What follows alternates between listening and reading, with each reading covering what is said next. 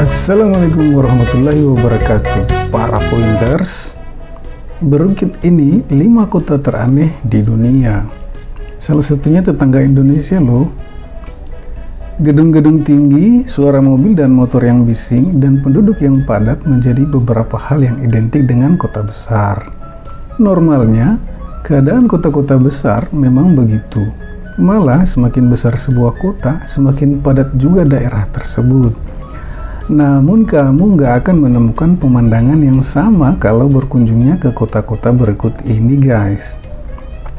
Di kota-kota ini, kamu bukan hanya nggak akan menemukan gedung pencakar langit atau kendaraan. Pola hidup penduduknya juga sangat berbeda. Saking bedanya, kota-kota ini bahkan mendapat predikat sebagai kota teraneh di dunia loh, para pointers. Pertama, Busingen am Hochhain, Swiss dan Jerman. Sebuah kota seharusnya hanya dimiliki oleh satu negara, namun hal itu nggak berlaku bagi Busingen am Hochhain. Kota ini terletak di perbatasan antara Swiss dan Jerman, pointers. Uniknya, meski secara administratif kota ini masuk wilayah Jerman, namun penduduknya bekerja di Swiss dan menggunakan mata uang Franc milik Swiss sebagai alat pembayaran. Nggak cuma itu, penduduknya juga memegang 2 nomor dan 2 kode pos, yakni Jerman dan Swiss. Menariknya lagi, polisi Swiss bisa dengan santainya memasuki kota ini untuk menangkap penjahat dan mengadilinya sesuai dengan hukum di Swiss. Kedua, Kuberpedi, Australia. Mendapat predikat The Opal Capital of the World, Kuberpedi adalah sebuah kota pertambangan batu opal di Australia, berpenduduk 3.500 jiwa. Uniknya, setengah dari mereka tinggal di bawah tanah.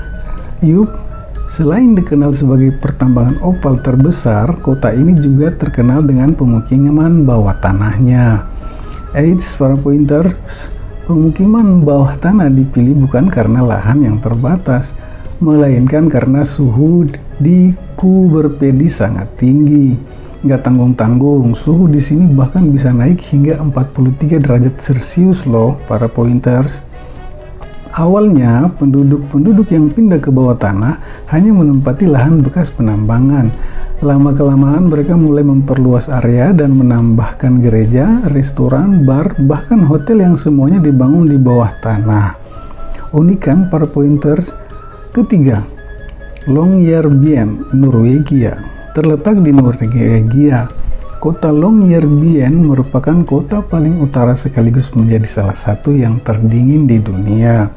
Lokasinya yang dekat dengan kutub utara membuat matahari nggak bekerja dengan normal di sini loh, para pointers. Matahari hanya akan muncul selama 8 bulan. Terbenam terakhir kali pada tanggal 25 Oktober dan baru akan terbit lagi sekitar bulan Maret di tahun berikutnya.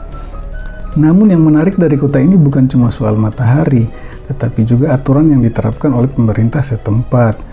Salah satu yang paling aneh adalah penduduk maupun pendatang nggak boleh meninggal dan dikuburkan di kota ini loh, para pointers. Kalaupun ada yang meninggal, maka pemerintah kota akan membawa jasad orang tersebut untuk dimakamkan di kota lain. Begini, suhu kota yang sangat dingin membuat jasad orang yang dikubur di Longyearbyen jadi sulit untuk membusuk.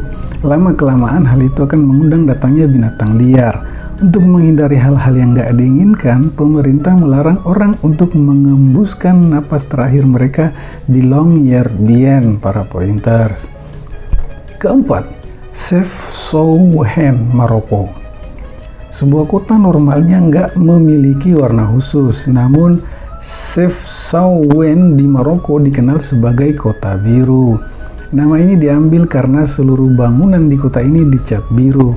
Kota Chefchaouen didirikan oleh 1471 oleh seorang muslim bernama Moulay Ali bin Moussa bin Rashid Al-Alami. Awalnya hanya berupa beberapa benteng untuk melindungi diri dari serangan penjajah Portugis. Lama-lama orang yang tinggal di sini semakin banyak dan akhirnya menjadi kota. Meski didirikan oleh seorang Muslim, pewarnaan kota justru dilakukan warga Yahudi yang tinggal di sini loh para pointers. Dalam kepercayaan orang Yahudi, warna biru melambangkan langit dan sering dikaitkan dengan surga atau Tuhan. Pada akhirnya, bangunan yang tadinya berwarna putih dicat menjadi biru dan bertahan hingga sekarang. Kelima, Colma, California. Kalau Longyearbyen melarang penduduknya untuk meninggal di sana, maka Colma di California justru sebaliknya. Di kota ini kamu akan menemukan bahwa populasi orang meninggal lebih banyak dari yang hidup. Kota Colma berpenduduk sekitar 1.500 jiwa pointers. Namun ada 1,5 juta orang yang dimakamkan di sini. Mengingat jumlah kuburannya jauh lebih banyak dari orang yang hidup, maka nggak heran kalau kota ini menjadi julukan sebagai kota mati para pointers. Serem ya. Buat kita yang biasa hidup di kota yang normal, hidup di kota-kota teraneh di dunia ini pasti akan terasa sulit pointers.